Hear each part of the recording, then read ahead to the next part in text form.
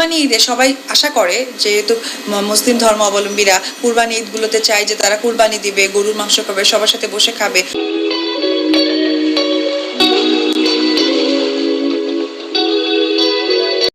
কোরবানির মাংস কাটতেই দেখা গেল অপু বিশ্বাসকে।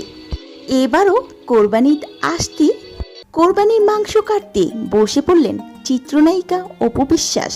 প্রতিবারের মতো এবারও দেখা যাচ্ছে তাকে মাংস কাটতে। ছেলে জয়কে নিয়ে প্রতিবারের মতো এবারও হাসি খুশিভাবে খাসি কোরবানি দিলেন চিত্রনায়িকা অপু বিশ্বাস। সেই খাসির মাংসে নিজের হাতে কাটতে দেখা গিয়েছে অপু বিশ্বাসকে। অপু বিশ্বাস জানান, আমার ছেলে আবরান খান জয় আসার পর থেকে আমি পরিপূর্ণভাবে কোরবানি দেওয়ার চেষ্টা করি। সব সময় খাসি দিয়ে কোরবানি দেন, গরু কিনেন না কখনোই। আর অপু বিশ্বাসের এই ভিডিওটি দেখে নেটিজেনরা কমেন্টে বিভিন্ন মন্তব্যের ঝড় তুলেছে। কেউ কেউ বলেছে অপু বিশ্বাস এখনো মনে হয় হিন্দুই রয়ে গেছে। আবার অনেকে কমেন্ট করে প্রশংসায় বাসাচ্ছে অপু বিশ্বাসকে। কেউ বা লিখেছেন ধর্ম যাই হোক, আনন্দ সবার জন্য।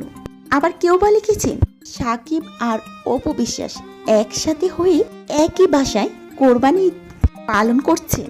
কারণ অপু বিশ্বাসকে দেখা যায় কোরবানি মাংস রান্নাও করতে।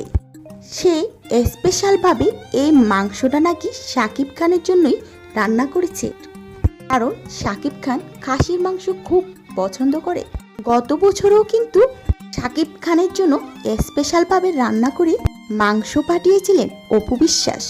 আর সেই ভিডিওগুলো কিন্তু সামাজিক যোগাযোগ মাধ্যমে অপু বিশ্বাস নিজেই শেয়ার করেছেন। রোজারিতেও দেখা গিয়েছিল অপু বিশ্বাস এবং জয় সাকিব খান এবং তার পরিবারের সাথে ঈদ উদযাপন করছে। এবার কোরবানিতেও তার ব্যতিক্রম নয়। এবারও সাকিবের এবং তার পরিবারের সাথে ঈদ পালন করছে অপু বিশ্বাস।